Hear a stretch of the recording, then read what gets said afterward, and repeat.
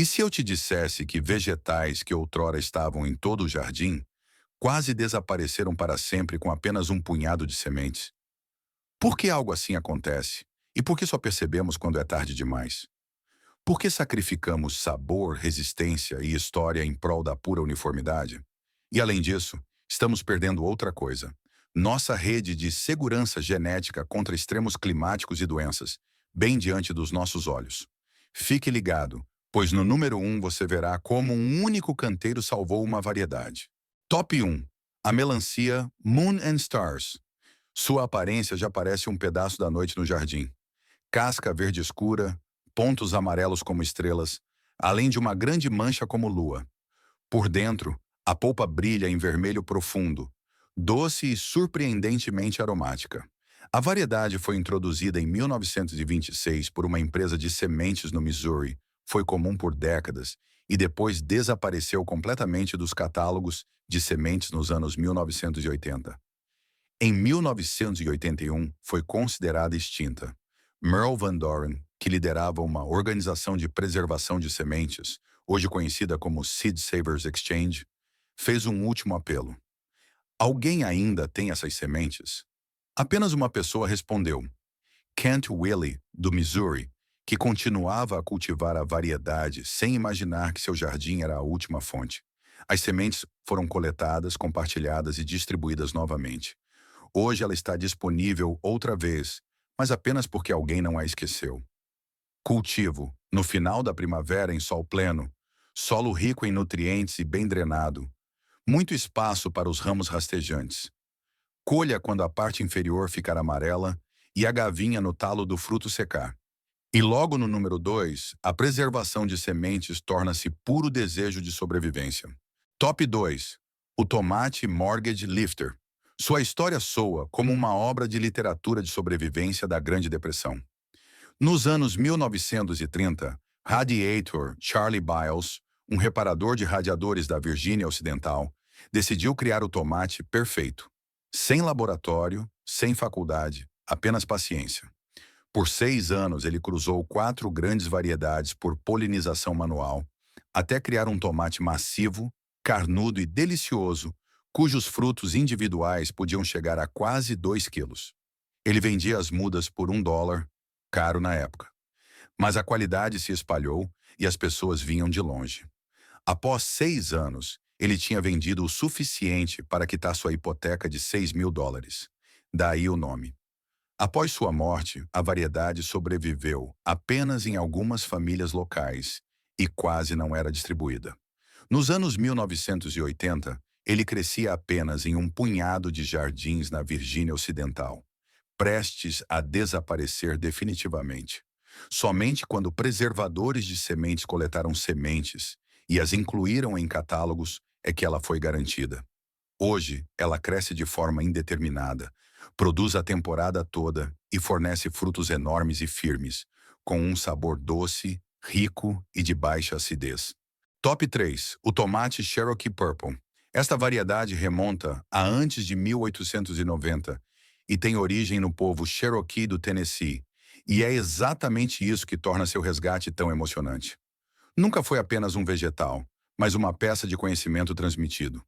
Os frutos são de um roxo amarronzado escuro com polpa vermelho profunda. E o sabor é rico, doce e complexo, como se você pudesse realmente sentir a profundidade de uma variedade antiga.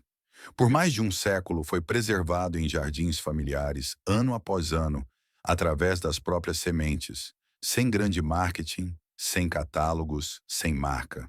Mas nos anos 1990, tornou-se perigoso. Menos famílias cultivavam hortas. Os hábitos tradicionais de guardar sementes desapareciam, e com isso, este tomate também ameaçava desaparecer silenciosamente. Então, um jardineiro e preservador de sementes da Carolina do Norte, Craig LeHoulier, recebeu sementes de um vizinho cuja família as cultivava por gerações.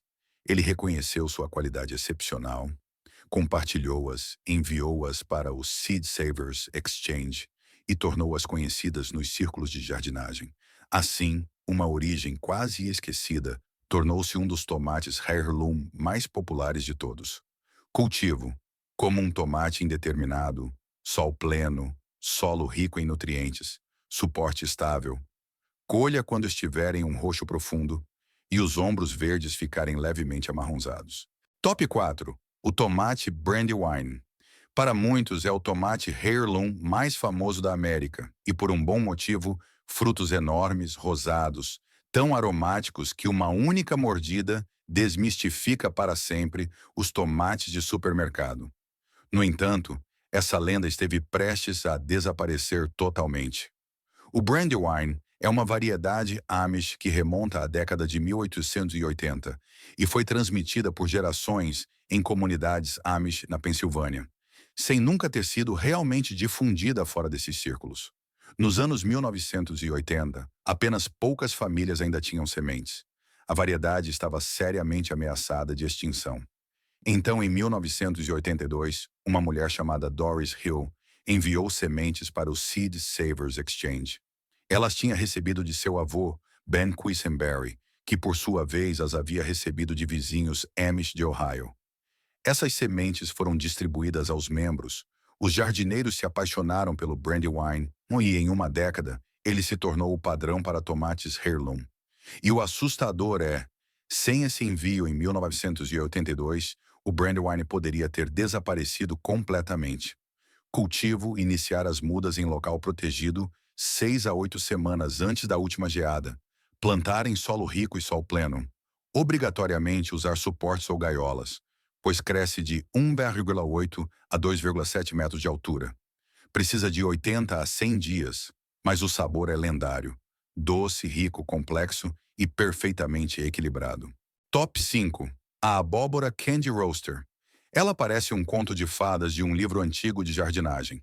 Abóboras longas em formato de banana, muitas vezes com 60 a 90 centímetros, com casca de cor rosa a salmão. Por dentro há uma polpa laranja vibrante, doce como batata doce, cremosa, quase como uma sobremesa. Exatamente por isso ela foi tão amada nos Apalaches por gerações. Com ela faziam-se tortas, pães, sopas, tudo o que deveria confortar e saciar no inverno. Esta variedade data de 1800 e foi mantida principalmente em famílias na Carolina do Norte e na Virgínia. No entanto, nos anos 1900, ela desapareceu lentamente do comércio, substituída por variedades mais curtas e fáceis de transportar. Nos anos 1970 e 1980, estava praticamente fora dos catálogos e existia quase apenas em jardins isolados nas montanhas. Preservadores de sementes a procuraram especificamente, coletaram sementes desses estoques familiares e as trouxeram de volta à circulação. Hoje ela está disponível novamente, mas continua sendo uma abóbora de paciência. Temporada longa, muito espaço, ramos vigorosos e uma colheita que parece uma recompensa pela perseverança. Cultivo, semear diretamente após a última geada, sol pleno, solo rico, muito composto. Pelo menos 2 a 3 metros de espaço por planta, 110 a 120 dias até a maturação. Colha quando a casca estiver dura e o talo lenhoso. E se você acha que foi por pouco, espere pelo número 6. Top 6, a melancia Moon and Stars com polpa amarela. E se o número 1 já foi por pouco, isso aqui é quase inacreditável. Enquanto a Moon and Stars de polpa vermelha foi salva nos anos 1980, a variante de polpa amarela era considerada completamente extinta nos anos 1990. Nenhum comerciante de sementes, nenhum preservador, nenhum relato, como se tivesse sido simplesmente apagada do mundo. Então, no ano 2000, um jardineiro no Missouri, chamado Merlin Nance, encontrou uma vizinha idosa que cultivava essa melancia há décadas. Em sua cozinha, havia apenas um único pote com sementes, talvez 20 ao todo, guardadas do jardim de sua mãe. Essas 20 sementes eram a última fonte conhecida no mundo. Merlin as coletou, cultivou as plantas e compartilhou as sementes através de redes de preservação, incluindo o Seed Savers Exchange. Hoje você pode comprá-las novamente, mas seu resgate dependeu literalmente de um pote e de uma única conversa. Cultivo como o tipo vermelho, final da primavera, sol pleno, solo rico em nutrientes. O sabor é diferente, mais doce, quase como mel, e a polpa amarela parece um pequeno milagre. Top 7. O nabo Gillfeather. E sim, ele é incomum, pois tecnicamente é um cruzamento entre nabo e couve-nabo. Foi desenvolvido em Vermont na década de 1890, e suas grandes raízes brancas tornam-se incrivelmente doces após a geada. Por décadas foi popular em Vermont, especialmente nos arredores da cidade de Wardsboro, até desaparecer silenciosamente dos jardins ao longo do século XX. A partir de meados do século XX, cada vez menos pessoas o cultivavam, e as empresas de sementes não tinham interesse em uma variedade regional com comercialização limitada. Nos anos 1980, o nabo Gillfeather existia apenas em um punhado de jardins em Vermont, preservado por jardineiros idosos que o conheciam desde a infância. Então, preservadores de sementes intervieram. Sementes foram coletadas dos últimos cultivadores. Organizações de jardinagem locais em Vermont promoveram a variedade como parte da herança regional. E hoje ele vive um retorno como uma relíquia de Vermont. Cultivo, semear no meio do verão, para a colheita de outono. O frio traz a doçura total, colha após a primeira geada. Se essas variedades quase esquecidas te mostraram como o verdadeiro conhecimento de jardinagem pode desaparecer rápido, ajude a mantê-lo vivo.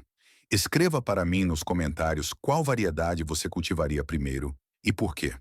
E se quiser mais histórias e dicas práticas sobre variedades de vegetais antigas e robustas, deixe seu like e se inscreva no canal para não perder nenhum vídeo.